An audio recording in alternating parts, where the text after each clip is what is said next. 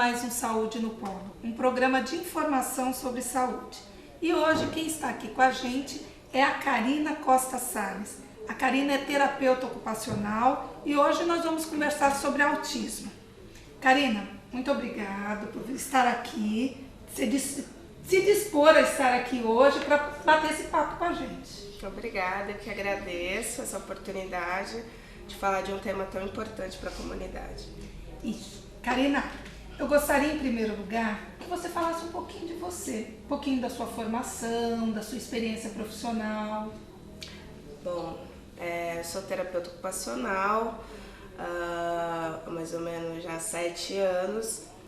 Desde então atuo com crianças com deficiência, algum tipo de deficiência. Me especializei em psicomotricidade, né? Dou aula em faculdade, eu ministro aulas de Libras para o curso de pedagogia. Também sou intérprete de Libras, tenho uma experiência mais ou menos de 10 anos nessa área. Então, toda a minha experiência sempre foi voltado para a deficiência. Inclusive, a minha escolha profissional foi de contato, foi através deles que eu me decidi profissionalmente. Isso. Então, vamos só traduzir algumas coisinhas. Então, fala para o pessoal que está nos assistindo o que é ser intérprete de Libras, que muitas vezes as pessoas não sabem. Sim, o intérprete é aquela pessoa que traduz em Libras a língua de sinais brasileiras para a comunidade surda, né?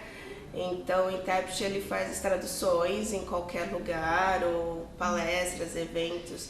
Hoje o intérprete está bem visado, por exemplo, nas campanhas políticas, horário político, nas escolas pela inclusão, né? Então hoje a gente, através das leis, a gente teve um reconhecimento profissional, né? Favorecendo a comunidade surda no seu desenvolvimento.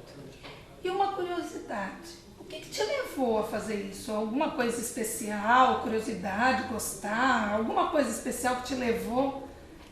Bom, meu primeiro contato foi no colegial com um amigo surdo. Até então a gente só tinha aquele contato de, sei lá, uma identificação, e depois eu comecei a procurar cursos.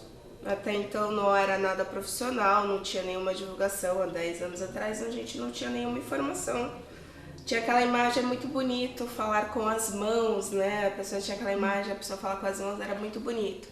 E eu comecei a fazer cursos, comecei a traduzir na igreja, né, na igreja católica, comecei a fazer traduções, aprender os sinais lá.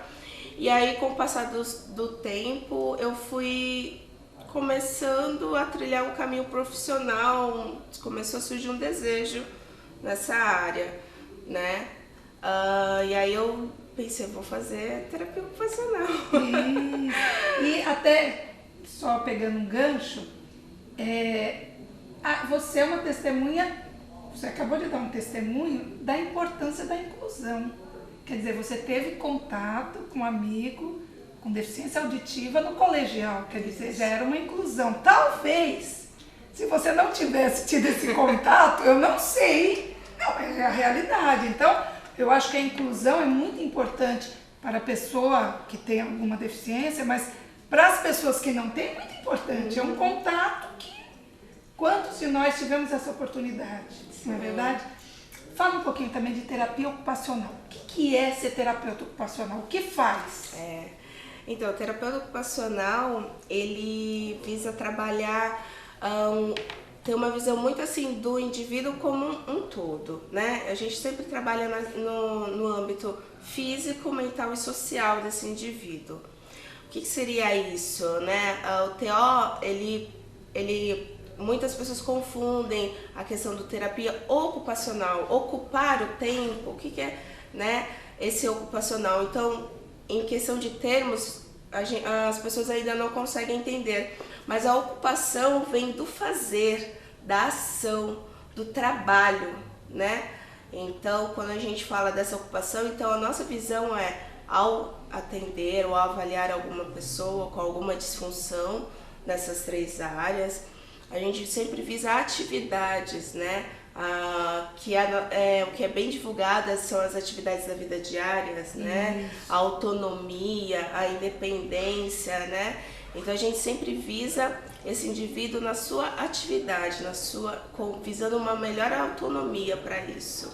Então, trocando, você realmente, uma das principais coisas que é as atividades da vida diária, é realmente aquela pessoa que tem uma certa, ou adquirida ou congênita, uma certa dificuldade, deficiência, fazer as atividades. Isso, vocês auxiliam isso. Seja ela qual for, né? Isso. A gente utiliza alguns recursos como artesanato, a dança, o teatro, ou jogos, enfim, qualquer recurso que proponha chegar aos objetivos que aquela pessoa precise, mas sempre buscando uma atividade para relacionar com isso. E eu acho importante também, pessoal que está nos assistindo, ter essa noção que vocês também, que hoje em dia a gente vê o caso do deficiente, o emprego, né? O próprio governo dá incentivo a indústrias que contratem pessoas com deficiência.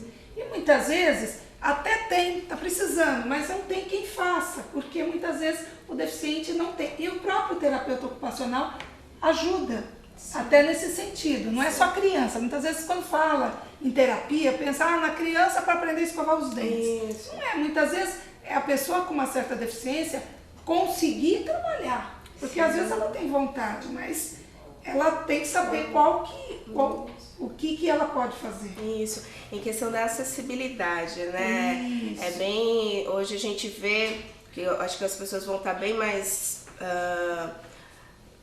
convivendo mais, pensar nessas tecnologia assistiva, né, que a gente chama o termo, que são qualquer equipamento ou qualquer mudança que proporcione uma acessibilidade a essa pessoa.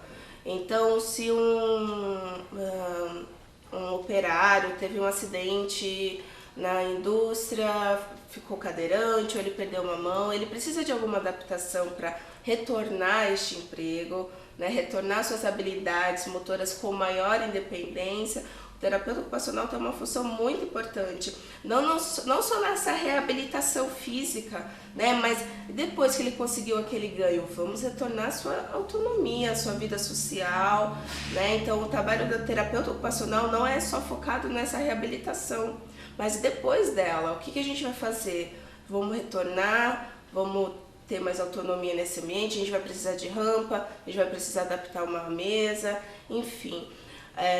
Sempre visando a maior autonomia. Vocês trabalham também nesse sentido? Sim, com adaptações. A nível de adaptações também, porque muitas vezes não adianta, né? A pessoa tem condições, mas o local não é adequado para ela. E vocês dão essa assessoria também? Sim, a gente além de indicar, prescrever, às vezes a gente até confecciona. Hoje, através da tecnologia, a gente já tem muitos materiais prontos, né? Mas quando é algo sobre medida, a gente confecciona, né? E treina, porque não adianta você vou dar um exemplo, uma colher ou um lápis engrossado para a criança aprender a escrever na escola, né? Eu tenho que treinar, né? Ou aquela pessoa, adulto que teve um traumatismo, um AVC, ele precisa de uma adaptação para comer com maior independência. Não basta só prescrever aquela adaptação, eu preciso treinar, eu preciso reabilitar ele realmente, dando maior autonomia. Karina, eu vou pedir licença para você um pouquinho, a gente vai dar uma paradinha para um breve intervalo, daqui a pouco a gente volta.